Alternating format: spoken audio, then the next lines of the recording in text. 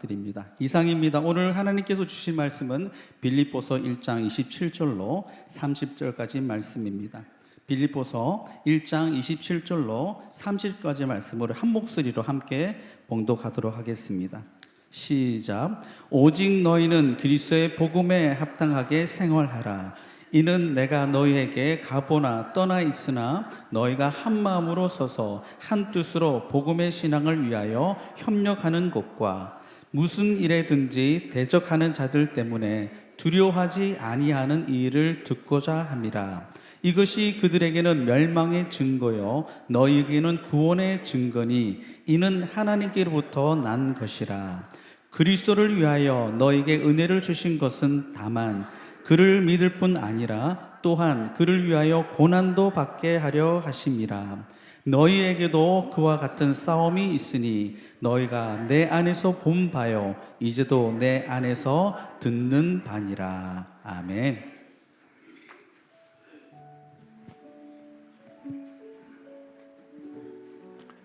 할렐루야. 오늘 주 예수 그리스도의 은총이 예배에 임하시는 우리 모든 성도님들에게 함께 하시길 간절히 축원합니다. 저는 여러분의 기도 속에 한국 일정을 잘 마치고 무사히 도착했습니다. 기도해 주신 모든 분들께 감사를 드립니다.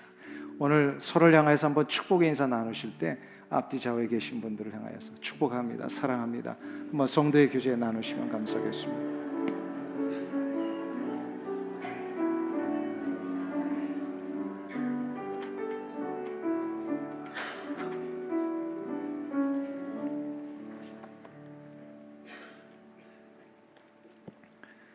하나님께서는 이 세상을 창조하신 그 시점부터 모든 하나님의 백성들뿐만 아니라 모든 인생들에게 주신 아주 중요한 원칙이 하나 있습니다. 그것은 바로 어떤 상황, 어떠한 형편이든지 간에 하나님이 정해놓으신 창조의 법칙과 질서를 그대로 순종하면 하나님이 복을 내리신다는 겁니다. 이거는 이 세상 끝나는 날까지 하나님이 정해놓으신 아주 중요한 원칙이셨어요. 그 대표적인 그 말씀이 창세기 1장 28절과 29절에 나오잖아요. 그래서 생육하고 번성하라, 땅을 정복하라, 그리고 이 세상에 있는 모든 것을 다스리라. 이거는 무슨 얘기냐면 하나님이 정해놓으신 창조의 질서대로 우리가 이 세상을 삶을 책임지며 살아가라는 뜻이거든요. 그렇게 하면 어떻게 돼요? 이 세상에 주어진 모든 것들을 통하여 우리가 먹고 우리가 유익을 얻을 수 있는 것들이 되게 해주시겠다. 이걸 아주 그 창조의 질서에서부터 약속하신 법이었습니다. 그러니까 하나님이 정해놓으신 질서와 법칙을 순종하며 하나님의 은총을 받고 하나님의 보호하심을 받습니다. 특별히 이거 예수 그리스도 안에서 거듭난 하나님의 백성도 이 원칙은 신약의 시대에도 그대로 붙들고 가야 합니다. 이거를 가르쳐 주시는 아주 중요한 본문이 오늘 본문에 사도 바울이 1장 27절에 가르쳐 주고 있어요. 우리 다시 한번 27절을 보세요. 거기 보시면 오직 너희는 그리스도의 복음에 합당하게 생활하라. 여기까지 한번 보세요. 이것이 실은 하나님의 구약의 개념에서 보면 하나님의 법과 질서대로 살라는 뜻이요, 신약의 개념에서 보면 여기서 너희는 그리스도의 복음에 합당하게 생활하라. 그래서 생활하라라고 하는 이 단어를 통하여 그거를 그대로 가지고 온 겁니다. 근데 여기서 특별히 이 개념을 좀 다시 살펴보면 생활하라라고 하는 것은 하나님 나라의 시민답게 살라, 그런 뜻이에요. 시민권자답게 사는 거예요.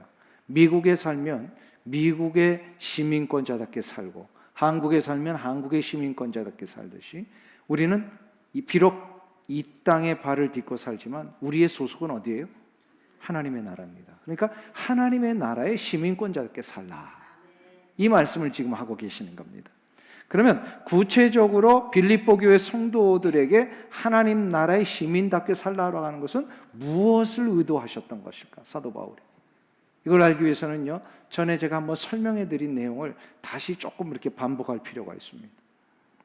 빌립보에 사는 로마의 시민들은 실제로 저들은 로마로부터 멀리 떨어져 사는 삶이었지만 실은 그대로 로마인의 자부심과 긍지를 가지고 책임감을 가지고 살았어요. 마치 우리가 1세대들은 한국을 떠나서 미국에 살고 있지만 한국인의 자부심과 긍지를 이 미국 땅에서도 가지고 살잖아요.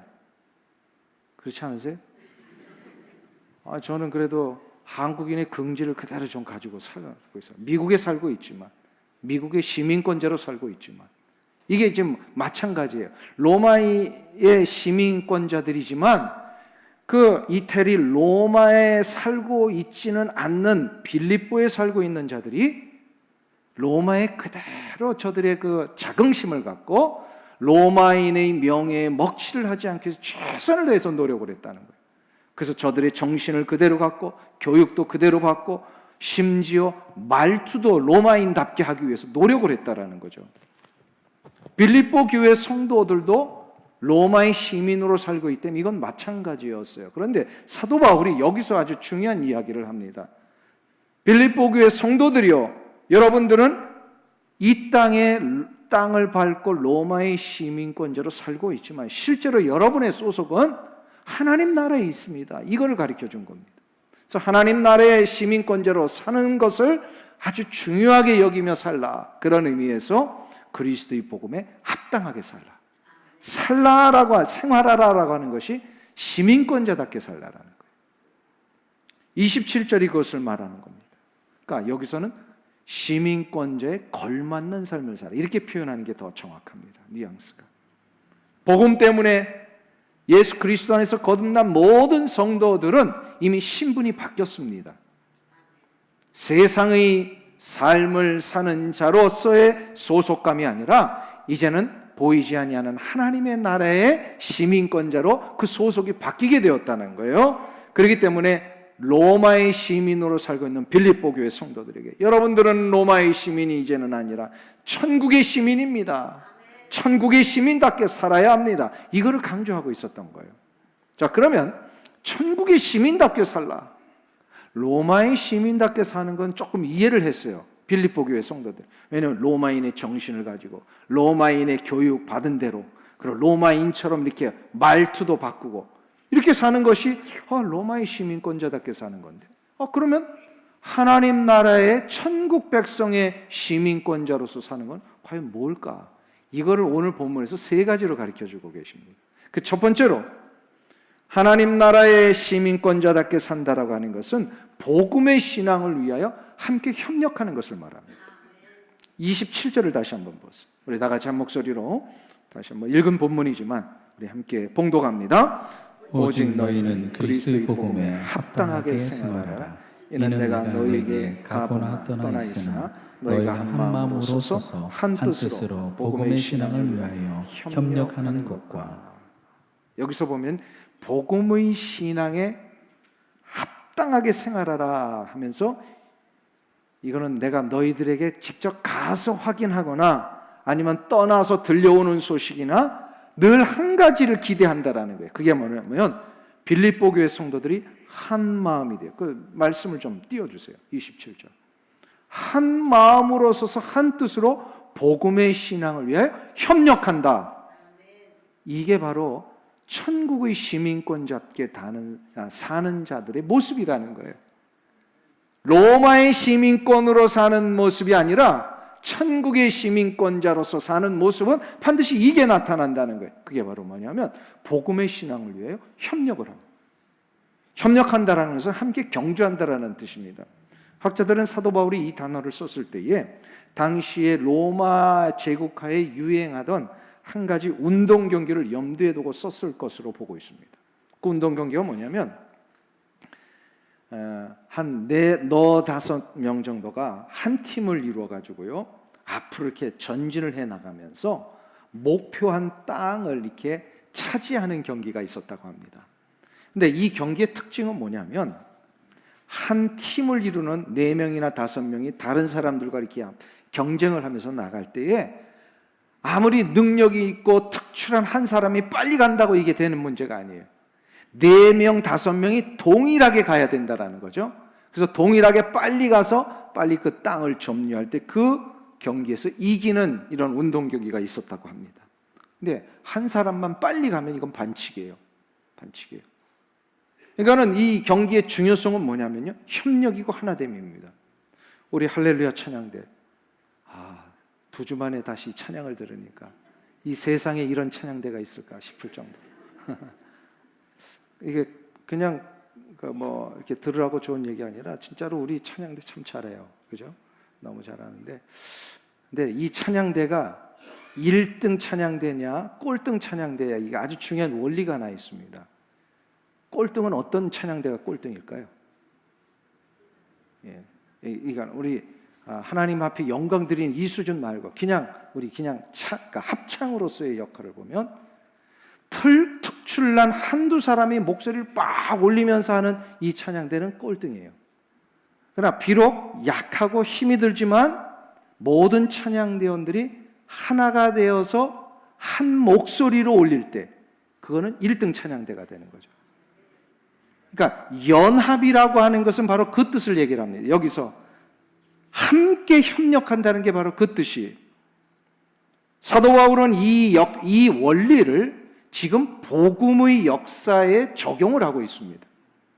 복음의 역사라고 하는 것은 어떤 특출난 한 사람에 의해서 막 이루어지는 이걸 얘기를 하는 게 아니라, 복음의 신앙이 서로의 작은 힘과 연약함이지만 저들이 함께 협력하여 힘을 모아 하나됨을 이룰 때에 이 복음은 전진한다는 겁니다.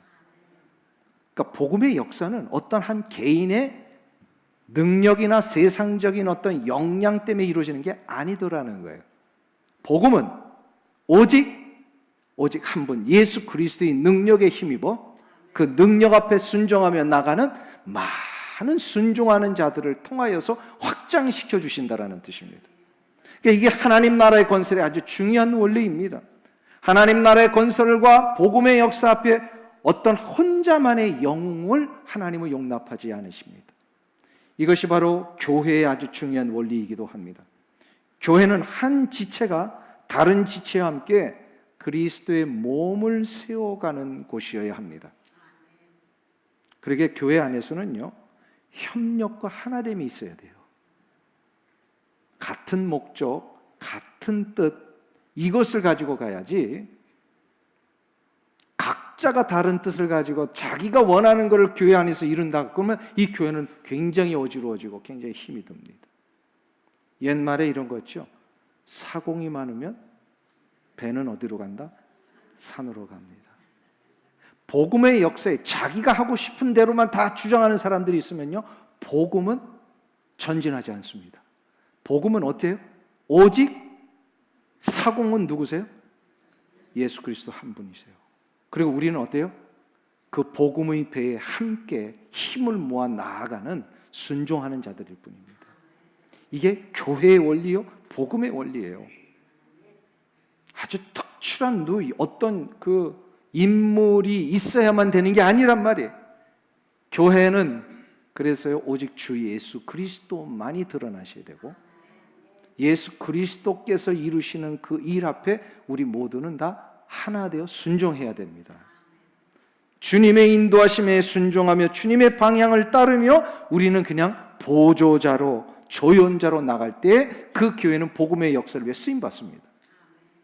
아주 중요한 복음의 원리 아니에요? 교회 원리 아닙니까? 미국 사람들이 가장 좋아하는 스포츠라면, 우리 한국 사람들하고는 조금 다른데 그 개념이요. 미국 사람들이 좋아하는 스포츠 혹시 뭔지 아세요? 저들이 해서 어떻게 아셨어요? 우리는 야구라든지 농구 이런 거 좋아할 줄 알았는데 그게 아니라 풋볼을 제일로 좋아한대요. 미국 사람들이. 이 풋볼을 좋아하는 이유들이 여러 개가 있는데, 아주 근본적인 이유가 있다면 함께 힘을 모아서 땅을 일구어 가던 이 미국 초대의 개척 정신이 담겨 있었기 때문이 아닐까 싶습니다. 풋볼은 완전한 팀플레이입니다. 어느 누구 하나라도 그 역할을 하지 못하면 그 경기는 지게 되어 있습니다. 그래서 각자가 그 넓은 그 경기장에서요, 한 사람 한 사람이 상대방의 한 사람 한 사람을 책임지고 막아야 됩니다. 그래서 그 맡은 모든 일들이 합력해서 완전히 공격과 수비를 이룰 때에 풋볼은 터치타운을 향하여서 날아가게 되어 있습니다. 복음의 신앙을 협력한다는 게 바로 그와 같습니다. 성도 한 사람 한 사람이 각자 자신의 삶의 현장에서 자기에게 맡겨진 이 책임과 역할을 감당하며 나갈 때에, 그걸 충실히 책임지며 나갈 때에 복음은 확장되어 나가게 되어 있습니다. 이 일 때문에 때로는 아무도 없는 그 시간에 저녁에 밤에 나와서 주의 몸된 교회를 위하여, 성도들을 위하여 눈물로 기도하는 일들을 하시는 분도 있고요. 어떤 경우에는 동산을 위해서 정말로 최선을 다하여 음식을 준비하고 섬기고 동산원들을 살피는 이 일을 해야 될 때도 있고요. 어떤 경우에는 물증과 시간을 들여서라도 저 선교지를 돕고 방문하며 격려하는 이런 일들을 해야 될 때도 있습니다. 이런 것 하나하나가 다 함께 모여서 충실히 복음의 역사를 위한 하나됨을 이룰 때에 그 복음의 역사는 전진하게 되어 있고 그 교회는 쓰임받게 되어 있습니다. 그러니까 교회가 하나님 앞에 쓰임받고 복음의 역사를 이루는 가장 중요한 원리, 뭐라고요? 합력하여 하나됨을 이루는 것, 협력하는 겁니다. 이게 하늘의 시민권자답게 사는 자들에게 나타나는 첫 번째 모습이라는 거죠. 근데 두 번째로 빌립보 교회 성도들에게 사도 바울이 요구하는 게 있어요. 복음에 합당한 생활을 하기 위해서는요, 두려워하지 말라는 거예요. 두려워하지 않는 삶을 살라는 거예요. 28절을 보세요. 28절 말씀. 우리 다 같이 한 목소리 읽겠습니다. 무슨 일이든지 대적하는 자들 때문에 두려워하지 아니하는 이 일을 듣고자 함이라. 이것이 그들에게는 멸망의 증거요 너희에게는 구원의 증거니 이는 하나님께로부터 난 것이라. 아멘. 천국의 시민으로 사는 성도는 이 세상을 살아갈 때에 대적하는 자들 때문에 두려워하지 말라는 겁니다. 왜 두려워하지 말아야 될까요? 주님께서 이미 세상을 이기셨기 때문에 그래요. 요한복음 16장 33절에서 주님이 말씀하셨습니다. 세상에서는 너희가 환난을 당하나 담대하라. 내가 세상을 이겼노라. 이 말씀은요, 우리에게 이미 예수 그리스도를 위하여 사는 자들에게 주시는 승리의 보장입니다. 다시 한번 띄워주세요. 우리 같이 한번 읽으실까요? 같이 이것을 시작. 이것을 너희에게 이르는 것은 너희로 내 안에서 평안을 누리게 하려 함이라. 세상에서는 너희가 환난을 당하나 담대하라. 내가 세상을 이기었노라. 아멘. 예수 안에서 우리가 두려워하지 아니하고 이 세상을 살아갈 수 있는 이유가 뭘까요? 그것은 바로 우리가 주님이 이미 이기신 그 역사 속에 살고 있기 때문에, 이김 속에 우리가 살고 있는 거예요.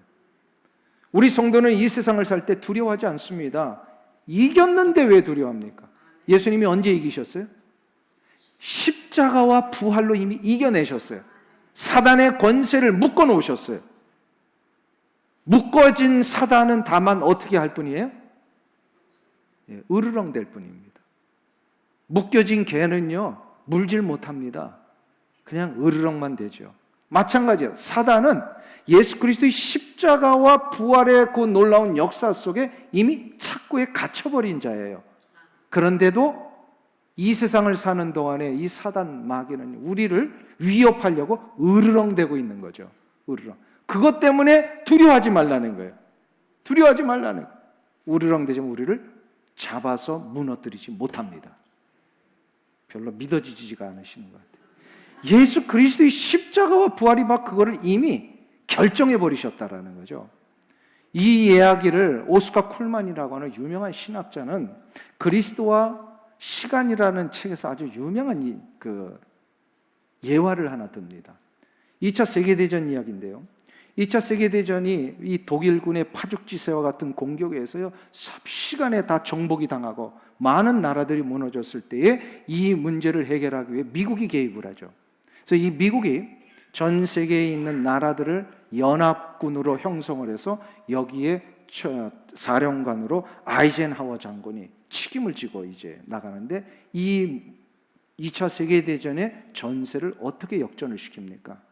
1944년 6월 6일에 그 유명한 프랑스의 해변에서 상륙작전을 벌이죠. 노르만디 상륙작전입니다.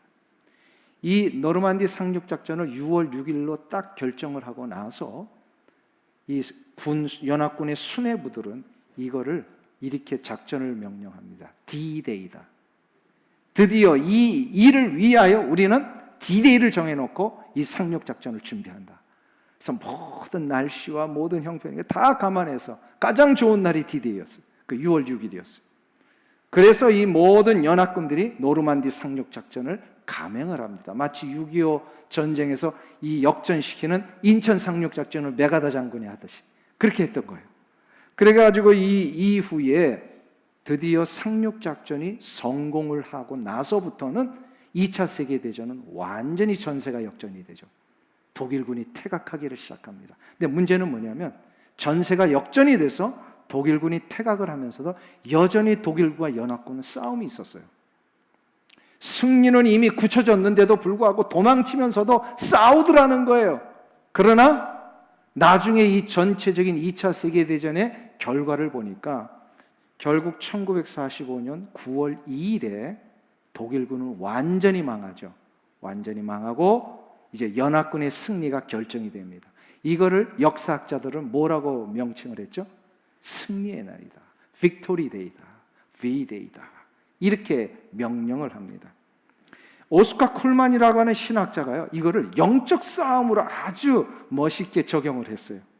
우리 그리스도인들은 이미 노르만디 상륙 작전과 같은 승리가 굳혀진 놀라운 승리의 역사가 이미 시작이 되었다라는 거예요. 그게 언제라고요? 예, 2000년 45년? 2000년 전 예수 그리스도께서 갈보리 십자가 위에 십자가에 달려 돌아가시 3일 만에 부활하신 그 날이 D-Day였어요. 이미 그 날은 이기신 날이에요. 사단을 착고에 묶어놓으신 날이었어요. 그러나 그 2000년 이후에 예수님의 빅토리 데이는 언제 이루어지죠? 완전히 주님의 재림때예요. 재림때. 그러면서 우리는 이긴 싸움을 싸우는 동안에 여전히 사단과의 싸움이 이 시대에 있습니다. 그래서 우리 그리스도인들은 D-Day와 V-Day 사이에 살고 있는 성도들이에요. 그런데 이미 이긴 싸움을 싸우는 거니까 우리는 어떻게 돼요? 두려워하지 말라는 거예요. 이미 이긴 싸움이에요. 승리는 이미 정해져 있었어요. 그런데 사단은 우리를 자꾸 으르렁대면서 이 싸움이 진 싸움인 것처럼 자꾸 속이려고 해요. 속아 넘어가지 말라는 거예요. 이겼다라는 거예요. 우리 주 예수 그리스도의 십자가는 사단을 완전히 착고에 묶어 놓으셨기 때문에 우리는 사단과의 싸움에서 이기는 게 당연합니다. 당연해요. 그렇기 때문에 우리에게 뭘 요구하시는 거예요? 담대하라는 거예요. 두려워하지 말라는 거예요. 인생의 위험이나 질병이나 경제적인 아픔이나 때로는 사업의 실패나 실직이나 관계의 어려움 때문에 주눅이 들고 힘이 들고 용기를 잃고 나는 여기서 패배하는구나 이런 마음이 들 때마다 요거 사단이 나를 속이는 거구나 이렇게 깨달으라는 거예요. 요거는요 국지전을 싸우는 거예요. 노르만디 상륙 작전에 퇴각하는 독일군과 연합군이 계속해서 작은 전투들을 벌이듯이 우리의 삶에는 영적 전투들이 일어나고 있어요. 그러나 이 전투는 반드시 이깁니다. 두려워하지 말고 우리 성도는 그 이김 속에 살아가는 성도들이라는 걸 믿으라는 거예요. 그래서 28절에 그 얘기를 하시는 거예요. 무슨 일이든지 대적하는 자들 때문에 두려워하지 아니하고 무슨 일이든지 대적하는 자들 때문에 두려워하지 아니하는 이 일을 듣고자 함이라. 이게 뭐예요? 사도 바울이 빌립보 교회 성도들로부터 이걸 듣고 싶은 거예요. 빌립보 성도들이요, 당신들은 이미 이김 속에 사는 자들이기 때문에 두려워하지 말고 살아가십시오. 이것이 나의 귓가에 들려지기를 원합니다. 이것이 그들에게는 멸망의 증거예요. 그들에게는 누구예요? 이 대적하는 자들에게는 멸망의 증거이지만 너희에게는 빌립보 교회 성도들 당신들에게는 구원의 증거입니다. 할렐루야. 그러니까 목회자로서 제 자신도요, 성도들이 이 세상을 사는 동안에 때때로 힘이 들고 어려움이 있고 아픔을 경험하는 이런 일들을 들 때 참 마음이 아파요. 그런데 더 아픈 건 뭐냐면 그런 아픔과 고통이 있을 때 지레 겁을 먹고 이렇게 포기하시는 분들이 있어요. 그냥 완전히 인생의 바닥으로 모든 걸 포기하고 그런 분들이 있단 말이에요. 그럴 때 너무너무 가슴이 아파요. 이 싸움은 분명히 하나님께서 이기도록 우리에게 보장하신 싸움인데, 순간순간마다 일어나는 이 조그만 국지전 때문에 이렇게 포기하면 안 되는데 우리는 자꾸 이거를 깨달아야 되는 거예요. 그래서 우리는요, 힘이 들지만 이긴다라는 것을 분명히 믿고 끝까지 전진해 나가야 합니다. 믿으십니까? 조금 힘들다고 그냥 뭐 힘든 건 뭐 인간의 어떤 성향 때문에 그럴 수 있어요. 그러나 힘든 것 때문에 어떤 분들은 예수 믿는 것까지 포기하시는 분들이 있어요. 아니, 내가 예수를 믿는데 왜 이렇게 고난이 있어야 돼? 예수를 믿는 것 때문에 왜 나는 이런 고통을 당해? 저렇게 그냥 길거리 예수 안 믿는 사람도 뻔뻔하게 잘 살고 있는데 왜 나는 예수 믿는데 이렇게 아파야 돼?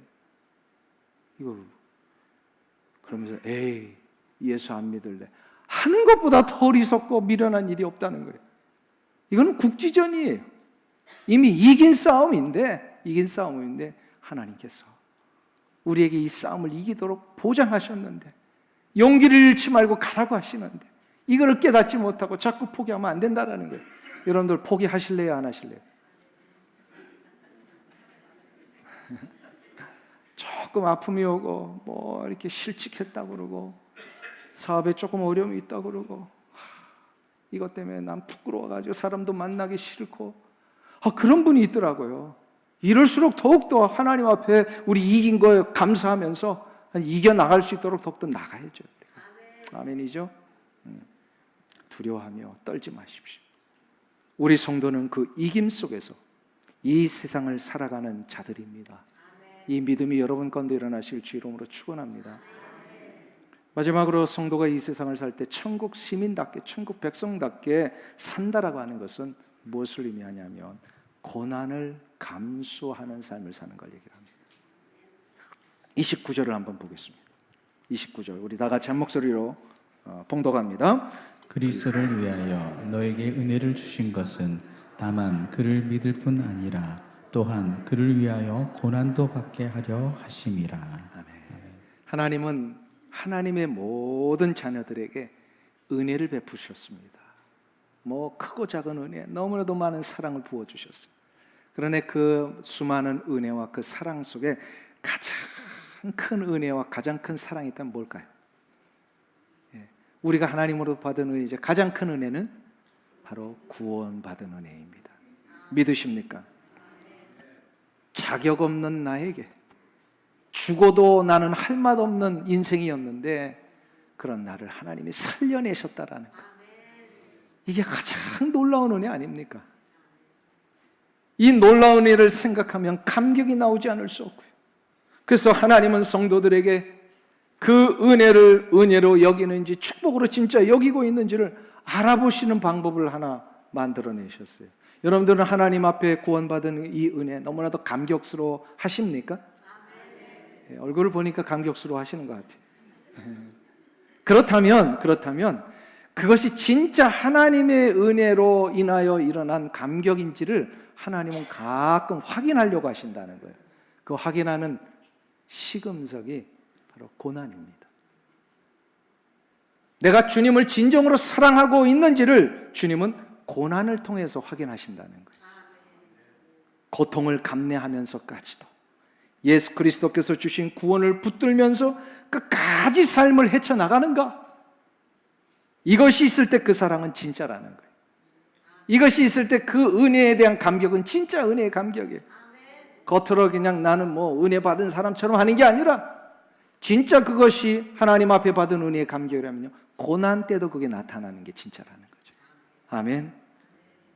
그러니까 예수 믿으면서 고난이 오고 아픔이 올 때 아까 말씀드렸잖아요. 지레 그냥 겁먹고 막 포기하지 말고요, 이런 이김을 하나님이 보장해 주셨기 때문에 나에게 주신 것 감사하면서 하나님, 이 고난 속에서도 하나님의 은혜는 잃지 않겠습니다. 하나님에 대한 사랑만큼은 내가 포기하지 않겠습니다. 이 길을 끝까지 가는지 이걸 보시겠다라는 거예요. 이걸 보시겠다라는 거예요. 이 감격과 은혜의 충만 때문에 어떤 이들은 그래서 복음을 전하다가 목배임을 당하는 것을 그대로 받아들이고 사지가 찢겨지고 자신의 삶을 포기하는 이런 희생까지도 감내하는 자들이 일어나게 되리라는 거죠. 이 사랑의 감격에 겨워서 당시 로마 군인들에게 주어진 최대의 찬사, 칭찬은요, 고난이나 두려움을 모르는 담대함을 가진 자입니다. 이런 표현이요, 최고의 찬사래요. 요즘에 최고의 찬사는 뭐예요? 대박 하셨군요. 이게 최대 찬사래요. 네, 이번에 한국 가서 알았어요. 한국은 이 대박이라는 표현을 너무 좋아하더라고요. 갑작스럽게 뭐 이렇게 뭐라 그러죠? 그거를 막 이렇게 졸지에 뭐가 이렇게 한꺼번에 부자가 되고 막 명예 이런 거를 너무 좋아하더라고요. 그런 건 한꺼번에 또 무너지잖아요. 근데 로마의 사람들은요, 최고의 찬사는 뭐냐면 고난과 아픔 속에서도 두려움을 모르는 담대한 분이시군요. 이게 최고의 찬사였답니다. 로마 군대 내에서는요, 그래서 최선을 다해 전쟁에 나가서 싸우다가 패배한 경우는 용서를 받는데요. 그러나 전쟁터에 나가서 비겁하게 도망치고 처신하는 것은 결코 용서받지 못했다고 합니다. 자기의 모든 것을 걸고 전진하는 것, 이것은 로마 군인들의 최고의 영예였어요. 명예였습니다. 쓰러져서도 상처를 입어서도 다시금 돌아와 그 자리에서 끝까지 싸움을 버틴 자들을 로마 제국은 영웅으로 대접을 했답니다. 이걸 제가 읽으면서 그러면 하나님 나라의 진정한 영웅은 누구일까? 이걸 좀 생각을 해봤어요. 하나님 나라의 진정한 영웅, 구원을 주신 우리 예수님을 증거하다가 예수님을 믿는 이 신앙을 지키다가 예수님 때문에 세상의 그 대적자들로부터 상처도 받고 부상을 당하고 아픔과 고난을 비록 나는 당하고 있지만 끝까지 여기에 굴하지 아니하고 끝까지 이 싸움을 싸우며 나가는 자들, 이들이 진정한 하나님 나라의 영웅이 아닐까. 2차 대전이 끝난 다음에 영국인들이 사랑하는 고국으로 이 군인들이 돌아올 때에 아주 그 개선 행진에 대한 축하의 시간을 가졌답니다. 그래서 런던의 거리에 수많은 시민들이 나왔고 정치인과 귀족들과 왕족들까지, 그리고 맨 마지막에는 영국 여왕이 단상에 등단하면서 그 행진 대열의 맨 앞에서 저들을 맞이하고 있었어요. 그래서 전쟁에 나갔던 이 수도 없는 육군들이 다 도열해 오고, 그다음에 공군, 해군, 해병대까지 쭉 걸어 들어올 때 많은 시민들이 박수를 쳐주며 환영을 했는데, 맨 뒤에 아주 작은 부대들이 걸어오기를 시작을 합니다. 이때에 영국 여왕이요, 자기가 앉아있던 단상에서 벌떡 일어나서 기립박수를 친 거예요. 그게 누군가 했더니요, 다른 사람들도 박수를 치면서 봤더니요, 바로 전쟁터에서 싸우다가 부상당한 상위 군인들이 걸어오는 거예요. 한쪽 눈을 잃어버리고 한쪽 팔을 잃고 다리를 잃고 몸에 부상을 가지고 있는 이런 상위 군인들이 이 개선 행진의 맨 마지막에 돌아올 때 영국의 여왕과 모든 시민들은 저들을 향하여 뜨거운 박수로 저들이야말로 이 전쟁의 진정한 영웅이라는 것을 대접한 겁니다. 오늘이 6.25 전쟁 73주년이더라고요. 제가 한국에 있을 때 그 6.25에 대한 이야기를 좀 들으면서 6.25 이후에 베트남 전쟁도 있고 또 분단 휴전선에서 또 저 수도 없는 그런 해안에서 나라를 지키다가 몸을 다치고 순국하고 이러한 분들이 한국 사회에서는 그동안 많은 그 대접을 받고 영광스러운 영웅으로 칭송을 받았다가 어느 시점부터인가 이들을 홀대하기를 시작을 했대요. 한국 사회가, 그러니까 한국 정부가 그랬던 거죠. 그런데 최근에 들어와서 한국 정부가 그들을 다시금 다 복귀를 시킨 거예요. 그래서 저들을 영웅으로 대접하고 존중을 해주고, 특별히 6.25 전쟁 때에 미국과 전 세계에서 6.25 전쟁을 위하여 참전했던 나라의 그 참전 용사들과 아직도 살아계신 분들이 계시대요. 그들을 다 찾아가지고 한국 정부가 저들의 그 헌신을 예우해드리고 영웅을 대접하는 이 일들을 지금 시작하고 있답니다. 제가 그 이야기를 들으니까 참 늦었지만 다행이다. 참 감사한 일이다. 그러면 하나님 나라의 진정한 영웅은 누굴까요? 이 땅에서 우리 모든 성도들이 하나님 나라의 천국문에 들어서는 순간 승리의 개선 행진을 할 때에 누가 진정한 영웅으로 대접을 받을까요? 바로 그리스도를 위하여, 주님의 몸된 교회를 위하여, 그리고 복음을 위하여 고난받았다가 어떨 때는 상처도 받고 어떨 때는 모욕도 받고 어떨 때는 정말 수치스러운 이 삶의 현장으로 떨어지기도 하고 나의 물질과 시간의 손해 때문에 힘이 들었던 그런 성도들 한 사람 한 사람이 바로 주님의 거룩한 나라에서는 참된 영웅으로 주님이 기뻐하실 것입니다. 그러니까 상처받는 것 때문에 교회 떠나고 그러지 말고요.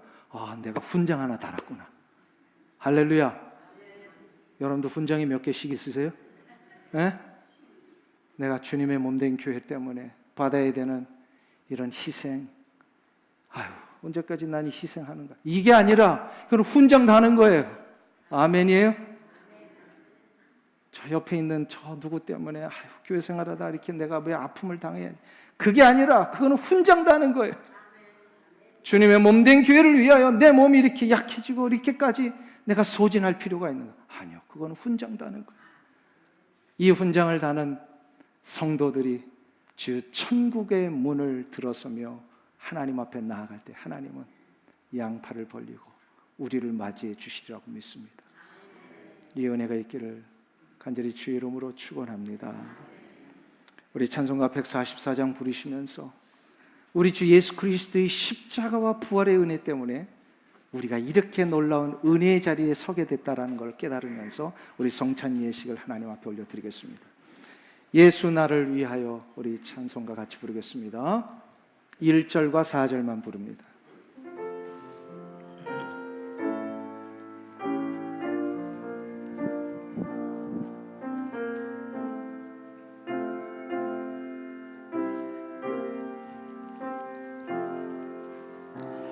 예수 나를 위하여 십자가를 질 때 세상 죄를 지시고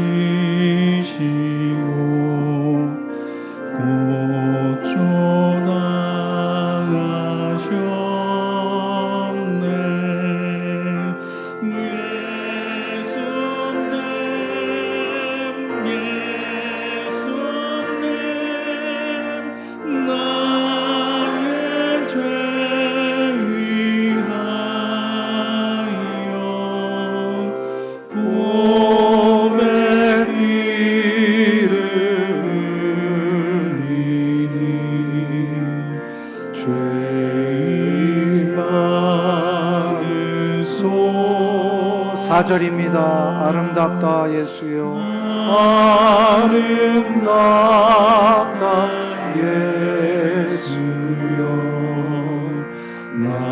나의 좋은 친구 예수 공로하리며 나의 죄 위하여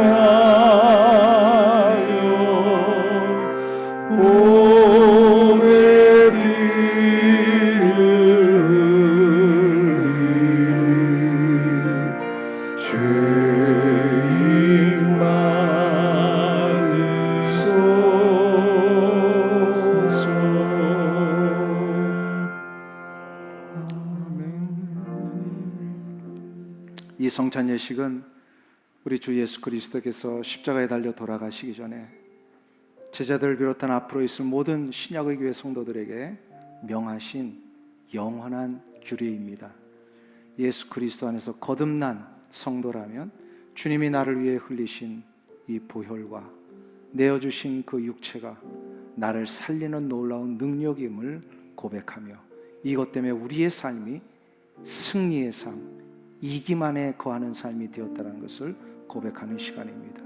아무쪼록 이 성찬 예식을 통하여 모두가 다 참된 구원의 은혜와 승리의 역사를 확신하시는 귀한 은혜가 있길 주 이름으로 축원합니다. 기도하겠습니다. 하나님 아버지, 우리에게 이 성찬 예식을 허락해 주심을 감사합니다. 주님의 뜻을 따라 주님의 잔치상을 베풀며 떡을 떼고 주의 잔을 마시려 합니다. 이 자리에 성령님 임재하셔서 이 떡과 주의 잔이 신령하고 거룩한 생명의 근원이 되게 하여 주시옵소서. 예수님의 이름으로 기도하옵나이다. 아멘.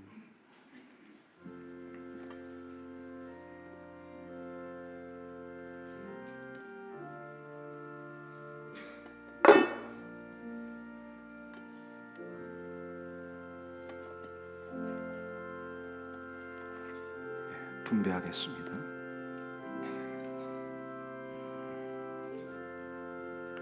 잔을 받으신 분은 맨 위에 얇은 비닐을 먼저 떼시면 떡이 나오게 되어 있습니다.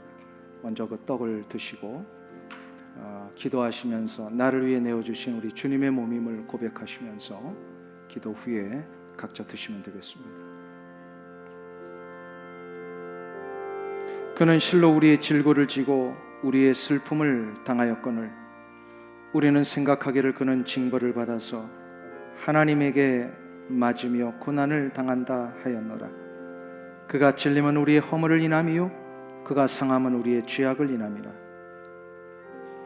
그가 징계를 받음으로 우리가 평화를 누리고 그가 지치게 맞음으로 우리가 나음을 입었도다. 우리는 다 양 같아서 그릇 행하여 각기 제 길로 갔거늘 여호와께서는 우리 무리의 죄악을 그에게 담당시키셨도다.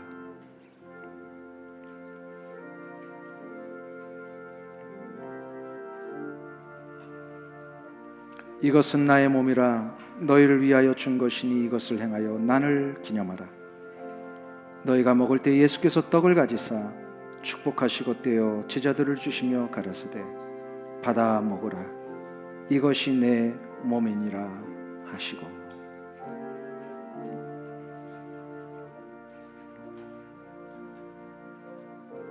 떡을 드신 후에는 그 안에 있는 또 다른 비닐을 한 번 더 여시면 이제 잔이 준비되어 있습니다. 이 잔은 나를 위하여 흘리신 우리 주 예수 그리스도의 보혈을 상징하는 것입니다. 아무쪼록 나를 위해 흘리신 예수님의 보혈이 나를 살리시는 놀라운 생명의 역사요 구원의 은혜를 증거하는 것임을 고백하시고 떼셔서 잔을 드시면 되겠습니다.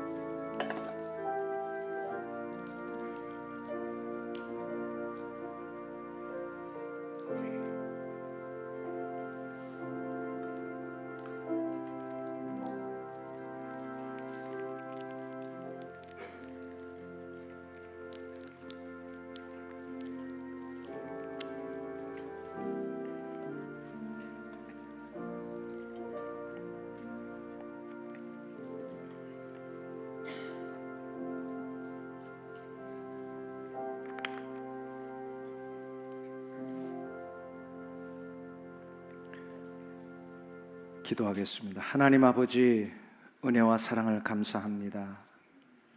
오늘 주께서 우리에게 명하신 성찬 예식을 우리가 받으면서 2000년 전에 나를 위해 내어주신 몸과 피 때문에 우리는 구원을 받았고 승리에 보장된 삶을 살게 되었음을 인하여 감사를 드립니다. 하나님, 이제 예수 그리스도의 십자가의 보혈과 부활의 권능으로 사단 마귀는 착고에 차였으며 이미 세상을 이기신 그 놀라운 능력 때문에 우리가 이 세상을 살아가는 동안에 두려워하지 아니하고 담대하게 걸어갈 수 있게 되었사오니 이 이김을 주시는 하나님 앞에 날마다 감사하며 살아가는 성도들 되게 하여 주시옵소서. 그리하여 복음의 역사와 주의 몸된 교회를 위해 모두가 다 하나 되어 협력하여 복음의 전진을 이루게 하시고 하나님 나라의 시민권자답게 살아갈 수 있는 우리 성도들 되게 하여 주시옵소서. 우리가 주의 거룩한 나라와 교회를 위하여 때때로 감내해야 될 수고와 아픔과 고통과 상처와 모든 안 좋은 세상의 공격도 결국은 그것은 우리의 하나님 나라를 위한 훈장이 될 줄로 믿사오니 두려워하지 아니하고 장차 하나님 앞에 서는 그날의 승리의 개선 행진을 걸어가며 우리를 천국의 놀라운 영웅으로 맞이해 주실 하나님을 바라보며 승리하는 우리 성도들 되게 하여 주시옵소서. 예수님의 이름으로 기도하옵나이다. 아멘.